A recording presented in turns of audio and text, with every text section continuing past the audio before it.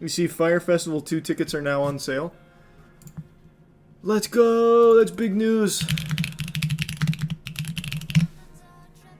Let's go! Yeah, it's here! Fyre Festival 2! Behind Bars for Fraud says it's back and will actually happen safely this time. Yeah! I know it will, Billy! News revealing the festival's exact location, Isla Mujeres, Mexico, and new dates, May 30th to June 2nd. Fyre 2 really isn't about the past, and it's not really about me.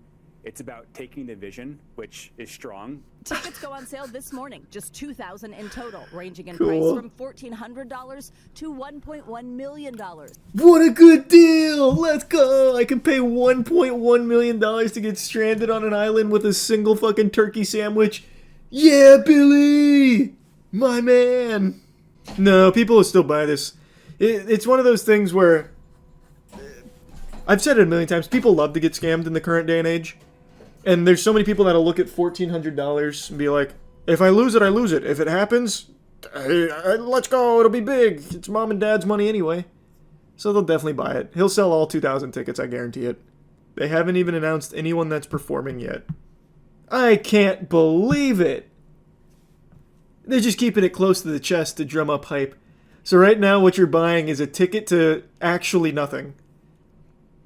Well, actually, what you're buying is a ticket to that island from Billy McFarland.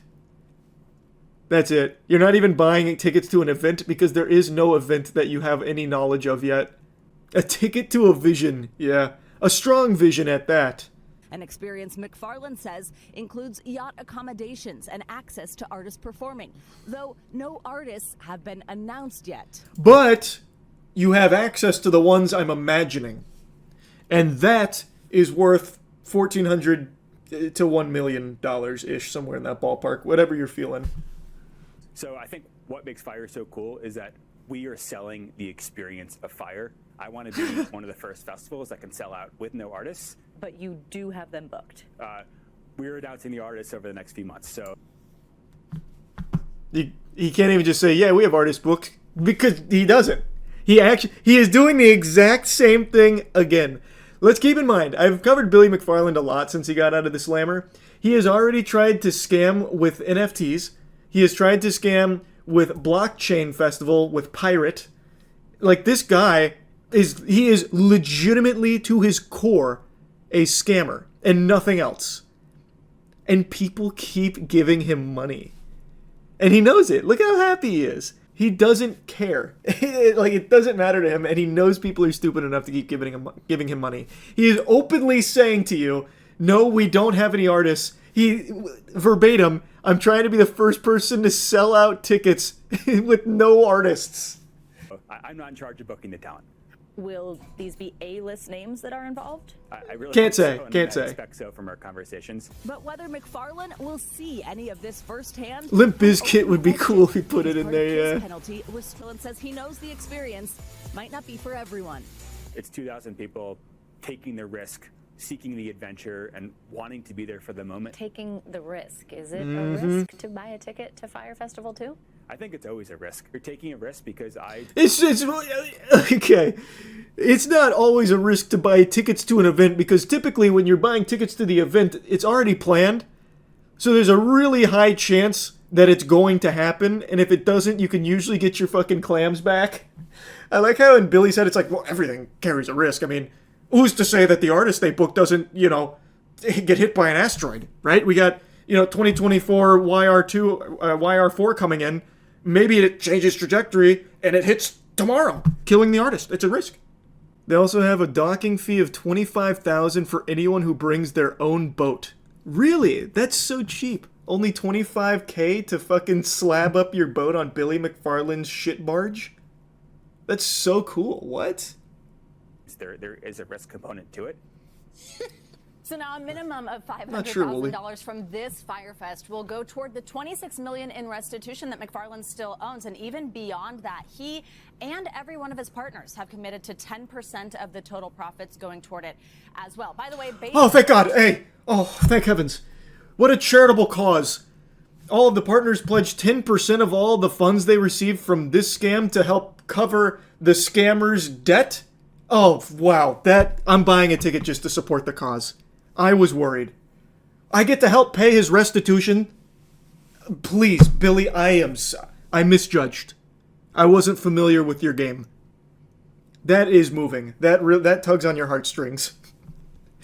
So cool. I like how she's presenting that like it's a really good thing. Like, guys, I know what you're thinking. It carries a risk. Yes, it might not happen, but even if it doesn't, just think. A large percentage of all of your funds are going to cover his previous scam's restitutions. Do you think he originally planned for Fyre Fest to be a scam? I don't know. I've flip-flopped on that over the years. I think there's a very real chance that from the beginning, he planned on it not being anywhere near what he was saying. Like, he knew it was never going to be what he said it was. But I don't think he intended it to be nothing. Like, actually nothing. I think he was so delusional and got lost in his own sauce that he thought somehow it would just work out. And never realized how illegal what he did was. I want to see the official website real quick. Let me see. Because 25 grand to park your boat, we're already off to such a good start. I'm rejecting the cookies, Billy. You can't have it. Water, adventure, extreme sports, leisure, wellness, cultural, and creative activities. Yes! Defy the impossible. The impossible being throwing a successful event. Well, not even successful. Throwing an event. It's never been done. Only Billy McFarlane dares challenge the impossible. What, like, he's not even describing what the Fyre experience is. These are just words. What's the plan? Like, you're just gonna have cultural there? There's just gonna be a whole cultural? What's that, like, what does that activity look like? All it says is just, we have these activities, kind of. And the Fyre experience, there's no other event like it. Well, how? Like, what is the event?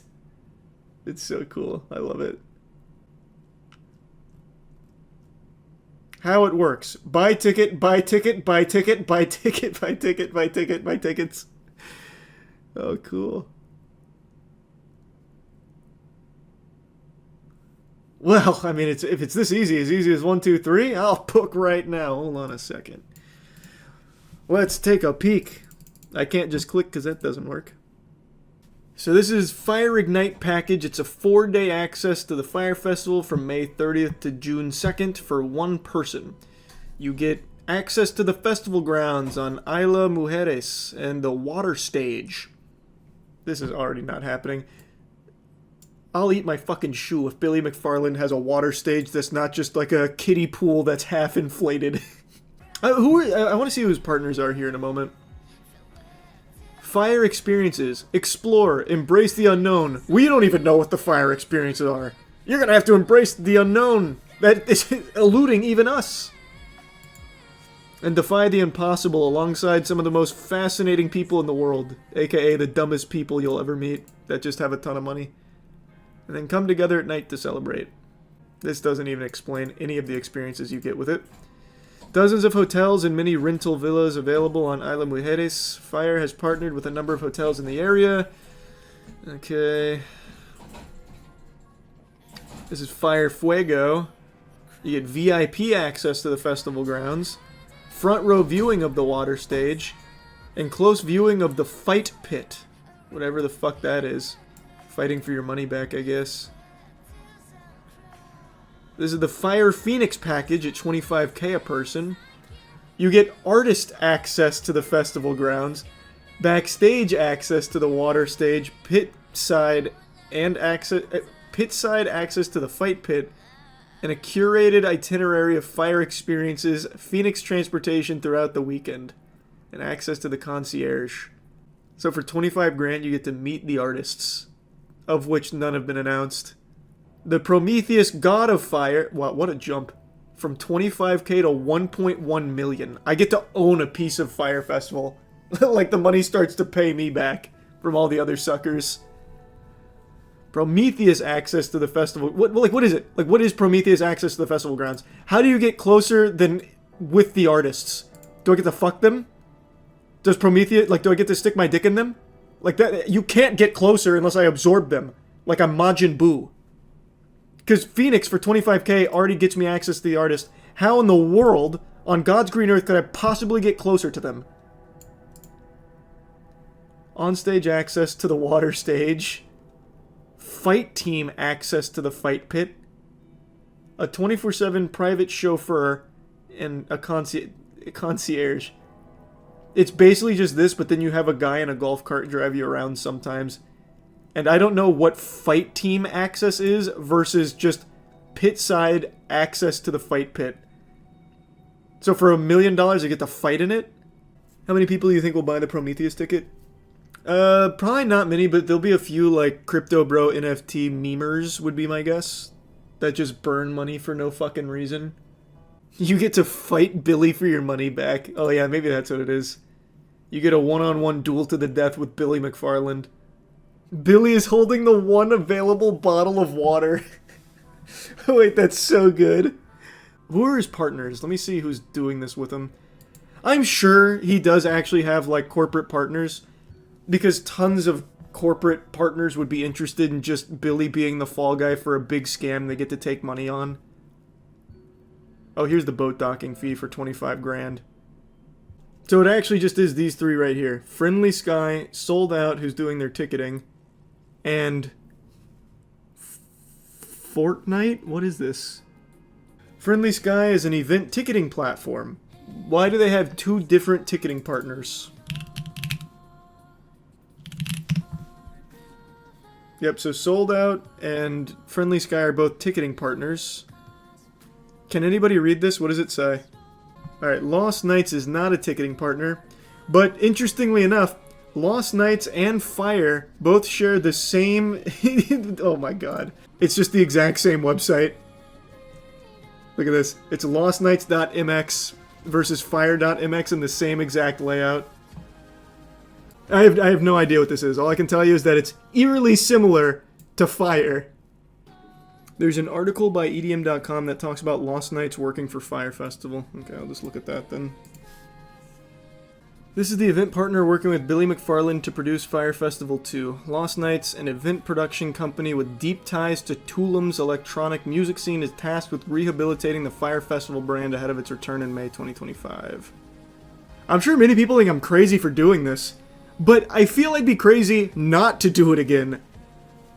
Actually agreed. You are crazy to not just scam again. People are begging for it. Every day people are getting absolutely fleeced for every penny they have in the most obvious scams ever. You might as well, Billy. You might as well. It's what you were born for. After years of reflection and now thoughtful planning, the new team and I have amazing plans for Fyre 2. The adventure seekers who trust the vision... There's no vision, but I love how I keep saying that. There isn't even a vision. And take the leap will make history. Thank you to my partners for the second chance. Oh, wait. He's still called Pirate Billy. That was his previous scam attempt from like 8 months ago. Lost Nights produces events at Templo, an open-air electronic music venue tucked away in Quintana Roo jungle that regularly books influential DJs like Solomon, Michael Beebe, and Vintage Culture. The company's CEO Carlos Lopez also holds roles in a handful of local dance music festivals and concert series. Lost Nights boasts on its website about being adept at logistics, coordination, execution, and ensuring every element of your event is flawless. This claim will face unprecedented scrutiny as the company attempts to rehabilitate Fyre Festival brand. The new location choice of Isla Mujeres presents its own challenges. The island, which has a population of less than 23k, has limited infrastructure compared to major festival destinations, raising questions about pain points in the original event's collapse. Just over half of the households on the island have internet access. Lost Nights claims on its websites that operations are the backbone of any successful event and that they handle logistics with a keen eye for detail. Whether this expertise can overcome the logistical nightmare that defined the ill-fated Fyre Festival remains to be seen, but it's worth noting McFarland reportedly brought on ancillary hotel, travel, and ticketing companies to help. Who, though? They weren't listed. Only the ticketing companies, which was Sold Out and some other shit. Oh, Friendly Jarvis or something? I forgot. Not a ton of info on Lost Nights, but it seems like they do put on events that do happen, so that's definitely a step in the right direction. We'll see. It's not too far away. Alien of the Deep. Fisherman shows off nightmarish creature dredged up off Russian coast.